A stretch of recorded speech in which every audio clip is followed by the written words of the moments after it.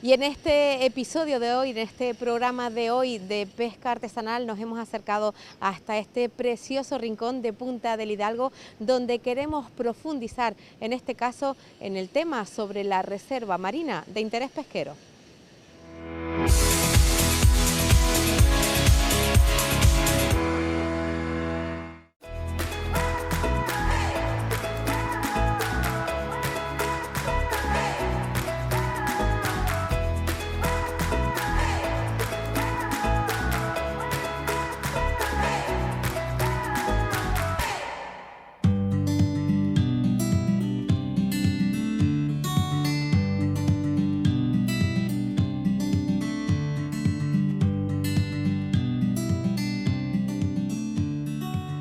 Pues bien, como decía, aquí estamos en Punta del Hidalgo y antes de comenzar a hablar con él, con David, con el patrón mayor de aquí, quería comentar justo el ejemplo en estos días de que no siempre, David, se puede salir a pescar.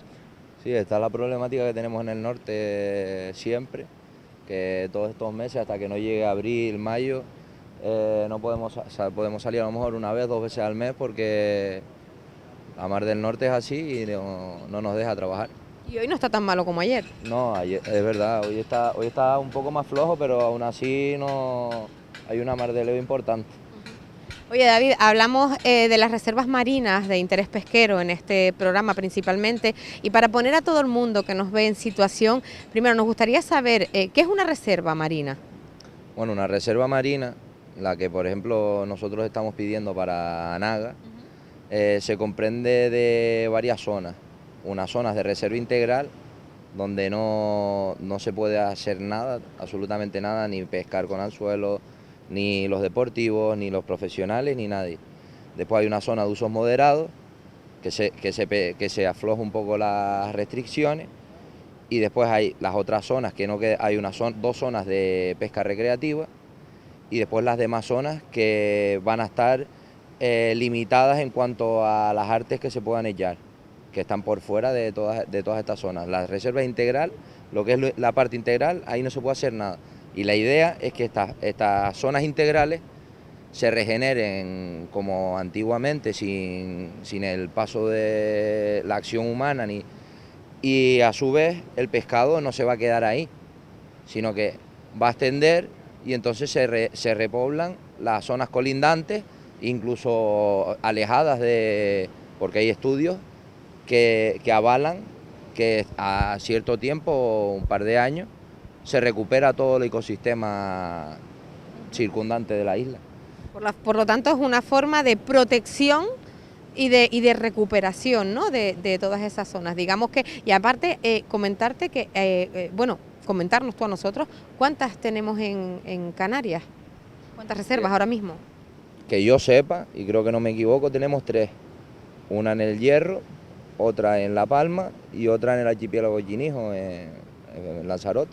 Y ahora mismo necesitamos reservas, es lo que están pidiendo. Claro, es que nosotros lo que nos hemos dado cuenta es que con el paso de los años necesitamos más esfuerzo pesquero para poder mantener las empresas. Entonces ahí está fallando algo.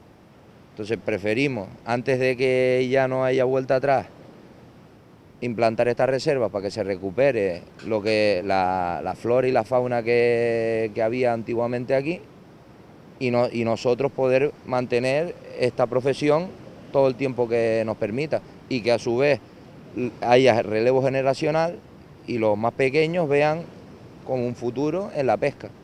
¿En qué zona necesitamos, por ejemplo, en nuestra isla, aquí concretamente en Tenerife, una reserva marina? ¿Cuál sería la ideal? Aquí hay previstas en 3. Una sería en las 3 puntas de la isla. Había prevista una en Rasca, otra en Teno, y la nuestra, que estamos pidiendo que no solo nos comprenda la cofradía de la punta, sino también la de San Andrés. Y esas 3 puntas, según los estudios biológicos que han hecho las personas competentes, son los 3 sitios donde, poniéndolas, se regeneraría toda la isla. ¿En cuánto tiempo? ¿Tienes idea de en cuánto tiempo se puede regenerar? Lo que hablan es, una vez están implantadas, de los 2 o 3 primeros años ya se recupera de manera importante. pero creo, no estoy muy seguro, que hasta el 5.º año no es cuando ya está completamente todo recuperado. También depende de por lo que está bloqueado por la vigilancia. Si pone una reserva, no es pongo una reserva y ya está, sino que hay que poner una vigilancia que esté pendiente de que se cumplan las normas que requieren esa reserva para que todo este estudio y todo esta, ¿cómo me explico? Todo este... Sí, todo lo que mueve el entorno de la reserva marina. Todo este entorno de la reserva de la reserva marina sea fructífero y lleguemos a los objetivos que queremos. Claro, realmente me has respondido solo sin poder realizarte esa pregunta, porque justo te iba a preguntar cómo se controla una reserva marina. Tiene que haber constante vigilancia, ¿no? Bueno, aparte de apelar también al buen sentido común de toda la gente, que eso ya es complicado, ¿no? Hombre, el buen sentido común en la época que estamos, que la gente, hay furtivismo, hay gente que no tiene los ingresos que necesita para poder subsistir, pues mucha gente recurre al mar. El mar es de todo. Entonces, eso se paliaría con una vigilancia como están en las otras reservas. Ahí tienen vigilancia por tierra, vigilancia de patrulleras, de la Guardia Civil, constantemente con unos horarios indefinidos que nadie puede decir, no, pasan de 8 a 1, no.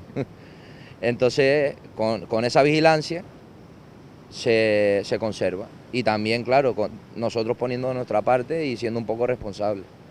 Ahora mismo ya, David, esperando estos días, me imagino, a que la mar se calme para poder precisamente salir y seguir trabajando, ¿no? Sí, En claro. estos días de parón, ¿qué hacen? Preparar NASA, preparar material, algunos retoques al barco que te esté fallando algo, hay algún cambio de aceite y esperar. Claro, dejarlo todo arranchado para en cuanto se quede salir y poder escapar, más que sea para los gastos. Oye, muchas gracias. Nada, a ti.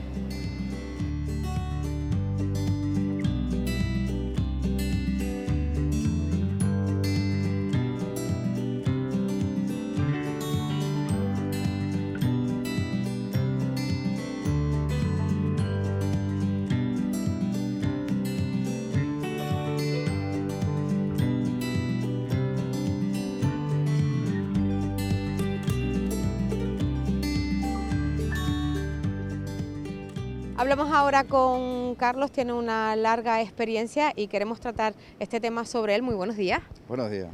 Carlos, nos gustaría saber principalmente cuántos años llevan pidiendo una reserva. Desde el año 2000 estamos esperando por la reserva. Una reserva aquí en nuestra isla. En Anaga, sí. A lo largo de los años, estos 23 años, pues se han añadido la petición de Teno, como ya bien dijo, y compañero.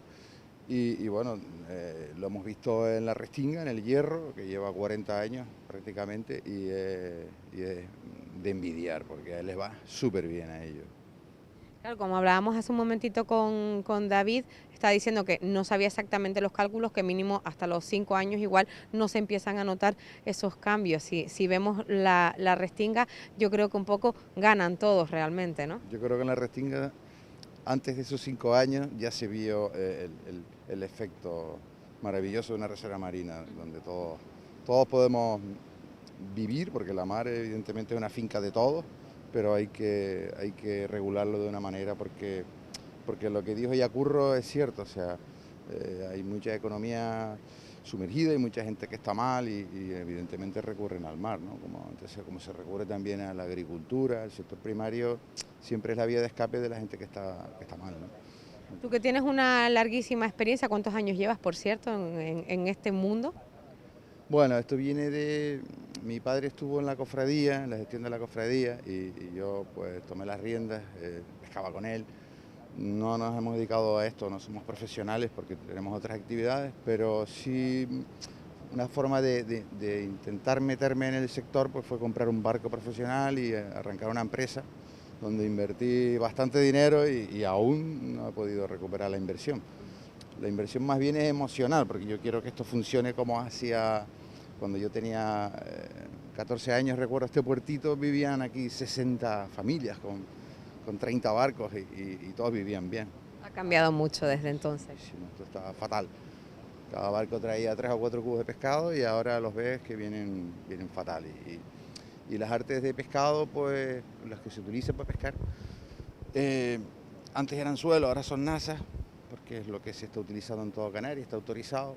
Pero los biólogos han dicho ya que en las reservas marinas pues las nasas no se podrían usar, solo las de camarón y sería una transición paulatina. Ellos dijeron que 2-3 años, limitar la cantidad de nasas hasta que se vea que los ingresos son los apropiados para que la empresa sea sostenible.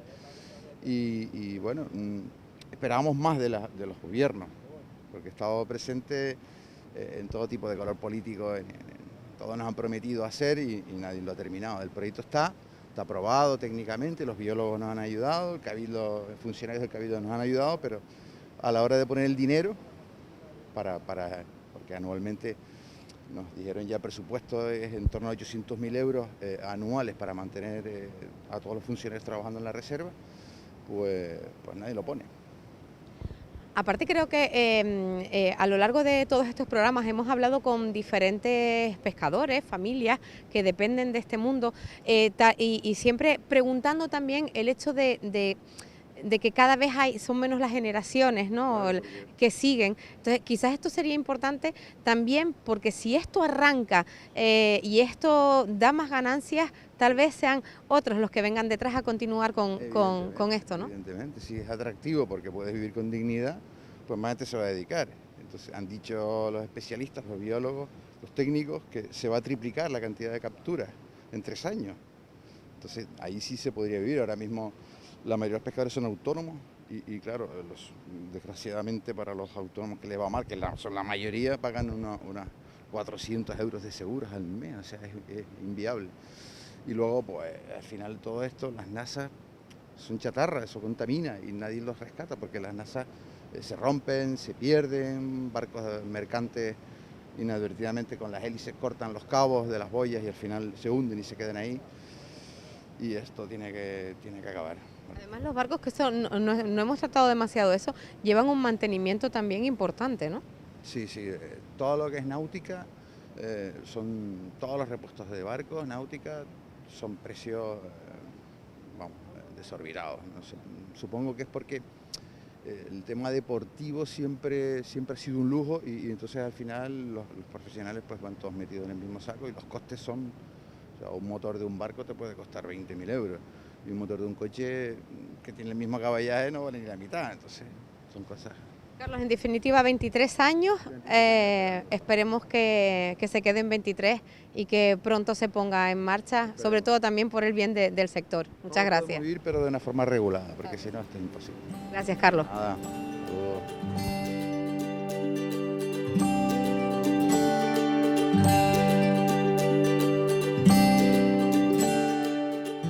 Y vamos ahora de camino a hablar con Agustín del Cabildo de Tenerife, que nos va a explicar en profundidad lo que es una reserva marina de interés pesquero y también los beneficios que tiene. Vamos a hablar con él.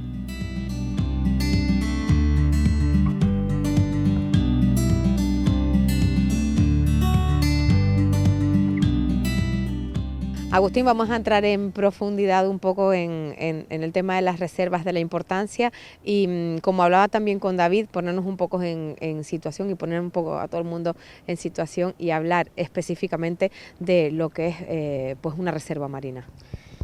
Bien, una reserva marina de interés pesquero es un área marina protegida diseñada para que exista un reservorio de larvas de diferentes especies, de peces, básicamente, de peces bentónicos, peces de los que viven ligados con el fondo, que son diferentes de los pelágicos tipo atunes, sardinas, caballas, que solo están de paso. Existe un sitio donde esos peces bentónicos que están ligados al fondo se pueden reproducir en abundancia y donde no se pueden pescar. Eso se llama la parte de la reserva que es reserva integral. Y esa superabundancia de larvas, por un efecto físico, tienden a salir de esa área de reserva integral y a repoblar el resto de las áreas a su alrededor. Una reserva marina de interés pesquero tiene multitud de beneficios, tanto biológicos como económicos también, que además no es que lo digamos nosotros desde el Cabildo de Tenerife, sino que está demostrado alrededor de todo el planeta. De hecho, hay un estudio que se realizó durante 10 años en 24 países en todo el mundo y se estudiaron 129 reservas marinas de interés pesquero. Un estudio muy concienzudo que demostró que se produce un incremento de especies de un 21% de especies que no eran presentes o que no estaban presentes en la reserva antes de su creación. Se produce un incremento del 28% del peso de las especies de interés pesquero. Esto significa que los pescadores, tanto profesionales como recreativos, capturando el mismo número de especies, de peces, perdón, el mismo número de individuos, capturan un 28% más en peso. Pero y es que además se ha demostrado que hay un incremento del 166% del recubrimiento del fondo de esta reserva marina y un incremento increíble del 466% de la biomasa total dentro de esa reserva. Esos datos son incuestionables, son estudios científicos que se han hecho en todo el planeta y que demuestran que las reservas marinas de interés pesquero funcionan. Los efectos desde el punto de vista biológico son evidentes, pero es que además tiene un montón de beneficios también económicos. Sin ir más lejos, en la isla del Hierro, en el Mar de las Calmas, al sur de la isla del Hierro, desde la creación de la reserva marina, el incremento en el número de clubes de buceo, en el número de restaurantes, en el número de nocturnidad de las personas que se quedan alojadas allí. Encima, un turismo de alto poder adquisitivo que consume mucho, que gasta mucho en la isla y que además es muy respetuoso con el medio ambiente, ¿no? Cuando tienes toda esta montaña de datos que demuestran que las reservas marinas funcionan desde el punto de vista biológico y que además son positivas desde el punto de vista económico para las personas, es difícil a veces encontrarte con un muro de personas que están en contra de estas reservas marinas. Porque hay gente que se niega o porque está en contra de estas reservas marinas de interés pesquero. Bueno, esa pregunta en realidad habría que hacérsela a ellos. En mi opinión, en Tenerife hay un grave problema con el comercio ilegal de productos pesqueros. Está hecho por furtivos. Cuando digo furtivos me refiero tanto a pescadores profesionales que realizan la actividad de forma inadecuada y pescadores recreativos o deportivos que capturan pescado y lo venden. Es una actividad que también está prohibida, ¿no? A estas personas la situación actual les beneficia. Hay descontrol en el mar, pueden realizar su actividad impunemente y saben que la creación de una reserva marina de interés pesquero, que una de las grandes ventajas que tiene es que tiene su propio servicio de inspección pesquera, va a impedir que sigan desarrollando esta actividad. Las reservas marinas evidentemente son un beneficio para todas las personas que vivimos en esta isla. Y la situación actual es un beneficio para algunos pescadores furtivos que se están lucrando, expoliando unos recursos que son de todas las personas que vivimos aquí. Y son esas personas las que han levantado un muro para impedir durante mucho tiempo que estas reservas marinas salgan adelante, ¿no?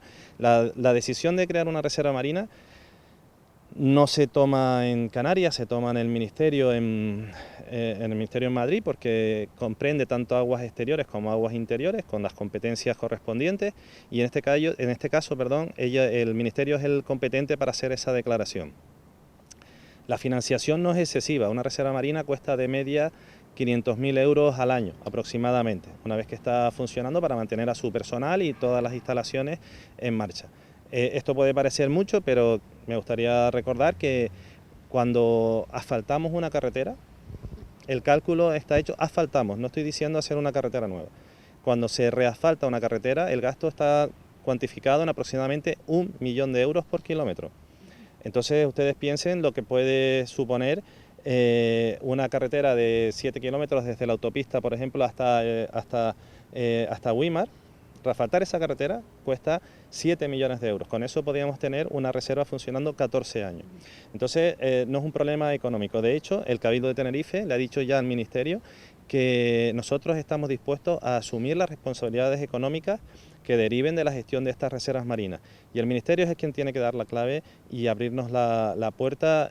Además, yo creo que de forma inmediata, ya llevamos ya 20 años trabajando en el Cabildo con estas reservas, tiene que abrir la puerta de forma inmediata y ponerlas en marcha porque, como hemos comentado, los beneficios son para todas las personas que vivimos en Tenerife, no solo ambientales y biológicos, sino también económicos, y por lo tanto debería de ser una cosa, en mi opinión, inmediata.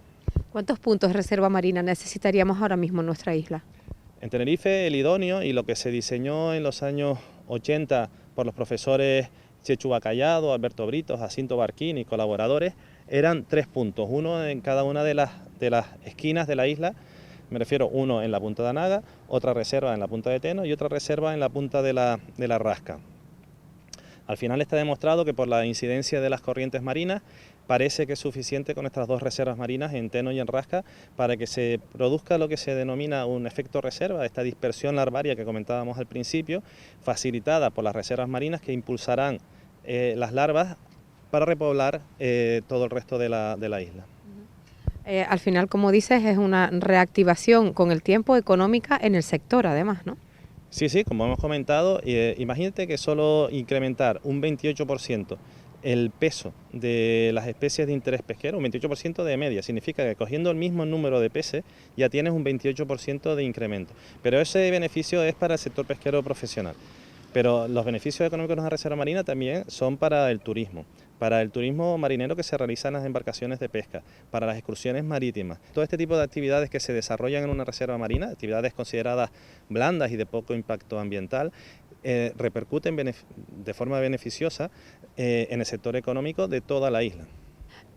Finalmente, Agustín, el tener una reserva o estas reservas marinas aquí en la isla, en este caso de Tenerife, ¿es una realidad a corto plazo? La intención del Cabildo de Tenerife es que así sea. Nosotros hemos terminado todos nuestros estudios, toda nuestra propuesta está diseñada en colaboración con la Universidad de La Laguna y está enviada al Ministerio desde hace ya un tiempo. El Ministerio el año pasado, en el año 22, diseñó o amplió el estudio sociológico en las 2 zonas de propuesta de la reserva, en Teno y en Anaga. Y nosotros les hemos remitido un comunicado, además recientemente, esta misma semana, insistiendo en que que el Cabildo de Tenerife está dispuesto a financiar la creación de esas 2 reservas marinas de interés pesquero instándoles a su creación lo antes posible. Estamos pendientes de una respuesta que esperamos que sea en breve y la verdad es que tenemos esperanza de que este mismo año 2023 por fin se declare, si no las 2, por lo menos una inicialmente, de las reservas marinas de interés pesquero en Tenerife y que podamos empezar a disfrutar de todos los beneficios que ya hemos comentado anteriormente. Bueno, Agustín, y por lo que tenemos entendido, ha habido total acuerdo, unanimidad en el Cabildo de Tenerife, ¿no? Sí, además es importante remarcarlo porque hay varios acuerdos plenarios tomados por el 100% de los partidos políticos con representación en el Cabildo de Tenerife, asumiendo la responsabilidad financiera de la creación de estas 2 reservas marinas. Y es importante porque por un lado no es frecuente que haya unanimidad y además demuestra que una gran parte de la población de Tenerife y sus representantes, en este caso los que están en el Cabildo, están de acuerdo y quieren tener de una vez por todas estas reservas marinas constituidas y funcionando en nuestra isla. Gracias. Gracias a ustedes, muy buen día.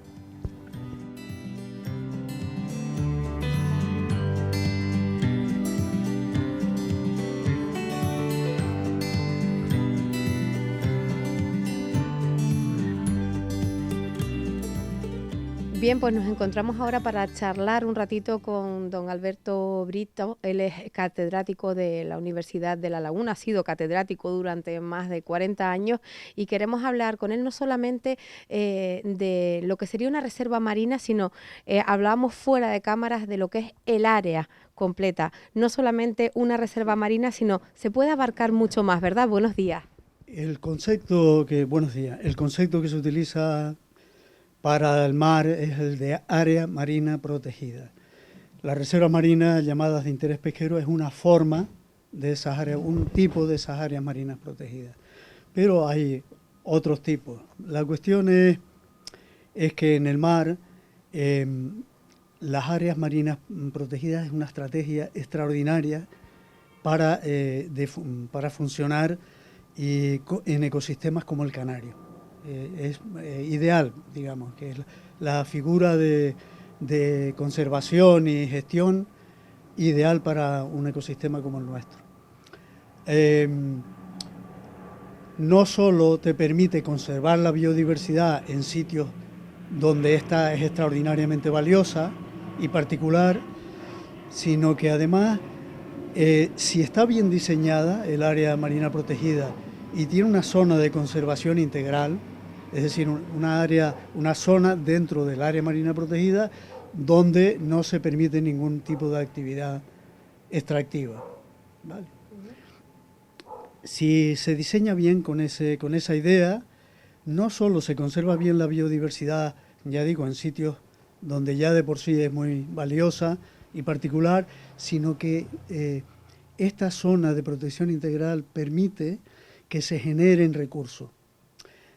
Te pongo un ejemplo para que nos entendamos bien. Por ejemplo, tú imagínate en un sitio donde no está permitido pescar y a lo mejor en ese sitio, si lo llevamos protegido 10 años, hay 20 meros, 30 meros, ¿vale? Esos meros crecen, se reproducen y tranquilamente, y todas esas larvas que producen salen fuera, se dispersan y enriquecen el área del entorno, del área totalmente protegida. Pero va más allá, porque si recordamos lo que decía Celia Cruz, no hay cama para tanta gente, ¿vale? En un sitio de espacio limitado, donde el número de cuevas, etcétera, la comida, etcétera, no es ilimitada. Claro, llega un momento en que incluso los meros jóvenes, sigo con el ejemplo de los meros, se salen lateralmente. Ya no es que migren las larvas, que se dispersan las larvas, sino que los adultos que están en el fondo se van dispersando en el entorno. Con lo cual, ¿qué hemos logrado? Hemos logrado conservar bien la biodiversidad, generar recursos que mejoran el nivel de captura, de pesca, de la vida de la gente que vive en ese entorno, etcétera. Y también, si el ecosistema está bien conservado, hemos generado una economía blanda, vamos a llamar esa palabra ahora que está tan de moda, vamos a usarla, sostenible. Ahora se utiliza sostenible para todo, a veces se emplea mal. Pero en este caso sí que es una actividad sostenible. Imagínate el buceo en la zona donde se permite el buceo dentro de una reserva marina con un ecosistema muy bien conservado. Eso tiene una demanda extraordinaria y genera una economía altísima. Lo comentaba esto Agustín, ¿no? Todo lo que conlleva el tener ese atractivo turístico también. No solo se genera el dinero de lo que cuesta los clubes de buceo, lo que ganan los clubes de buceo, etcétera, sino apartamentos, restaurantes, etcétera, que normalmente en los pueblos pesqueros son de muchas personas. Con lo cual se reparte esa riqueza, vamos a llamarla sostenible, perfectamente. Todas estas ventajas se consiguen si se diseña bien la reserva, o sea, el área marina protegida con su zona de protección integral, si hay consenso, tiene que haber consenso, ¿vale? Quiero decir que los usuarios del área estén conformes con esa estrategia, como ocurrió en su caso con la Reserva del Hierro, que fue diseñada por nuestro equipo, igual que la de La Graciosa y la de La Palma. Si existe ese consenso, hay vigilancia, todo este tipo de economía que se genera nueva es algo que no teníamos. Es algo extraordinario y encima tenemos una biodiversidad fabulosa, bien conservada, que por otra parte es la mejor manera de luchar contra los efectos del cambio climático en el mar. Está demostrado que un ecosistema bien conservado es más resiliente, es decir, está más capacitado para resistir los embates que nos va a plantear el cambio climático. Por ejemplo, el aumento de temperatura, la acidificación del agua, ese tipo de fenómenos que ya nos han llegado, solo que van a más.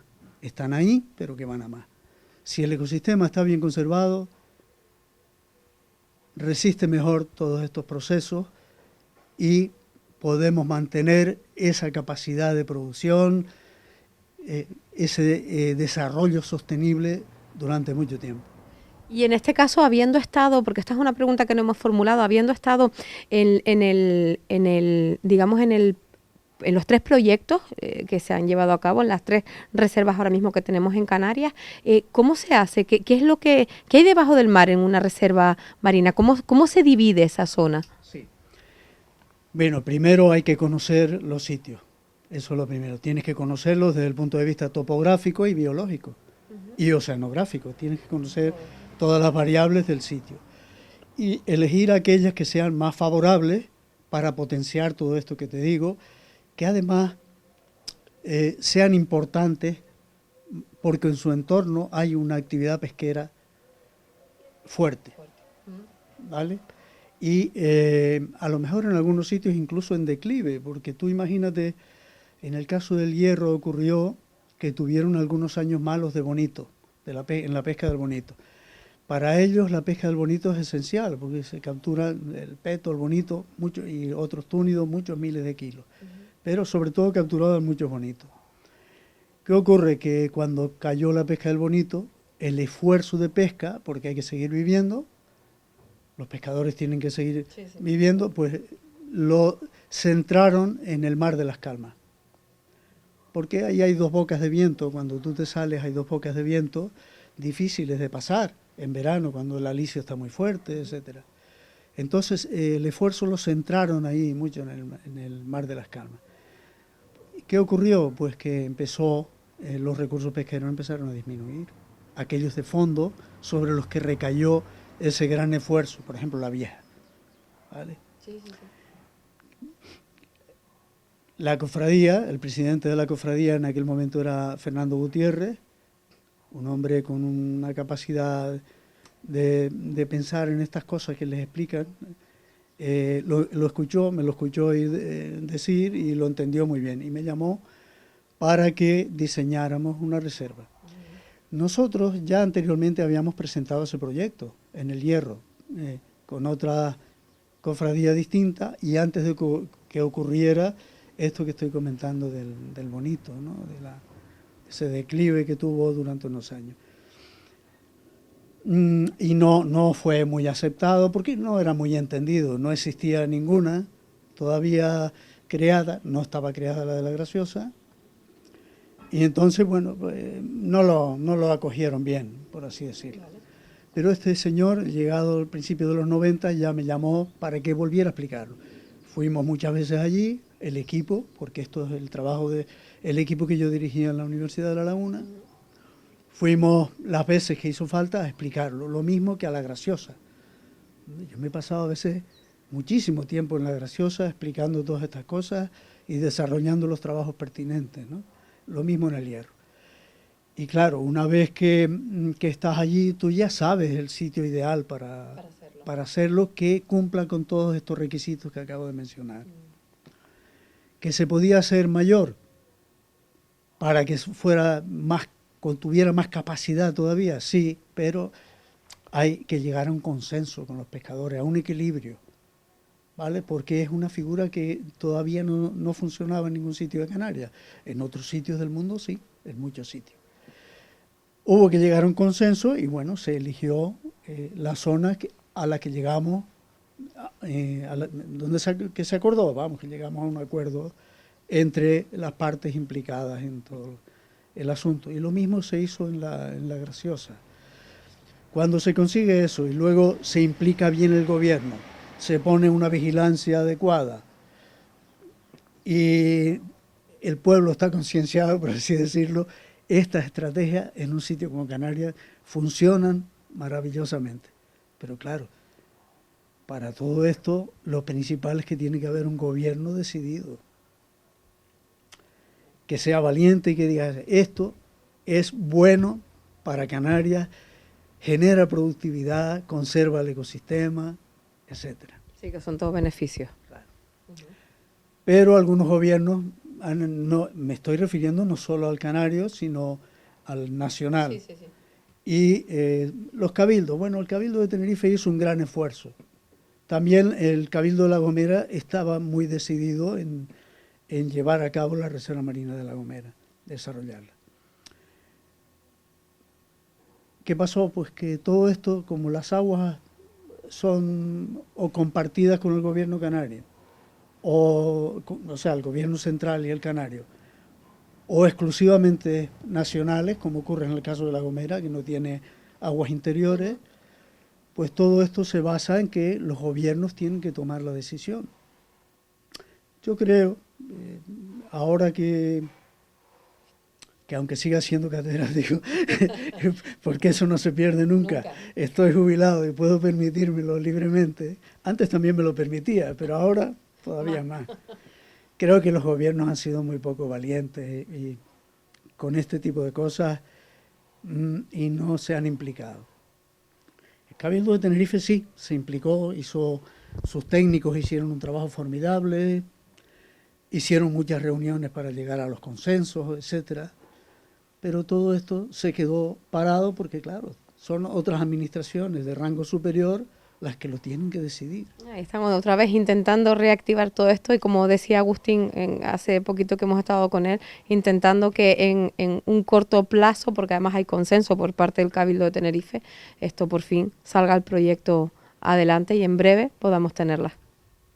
Me encantaría, después de haber trabajado tanto, asistir a tantas reuniones, tantas discusiones y llegar a un consenso, que eso se quede tantos años parado, sabiendo que en una isla superpoblada como Tenerife, con una presión en el mar tremenda, este tipo de cosas de estrategia son lo más adecuado que conocemos hoy en día. Es una pena que esto se haya quedado parado. Es verdad que después tú dices, bueno, Tenerife tiene una SEC en el mar, ¿no? Unas zonas especiales de conservación en el sur y en otras zonas para proteger cebadales, para los cetáceos, pero no protegen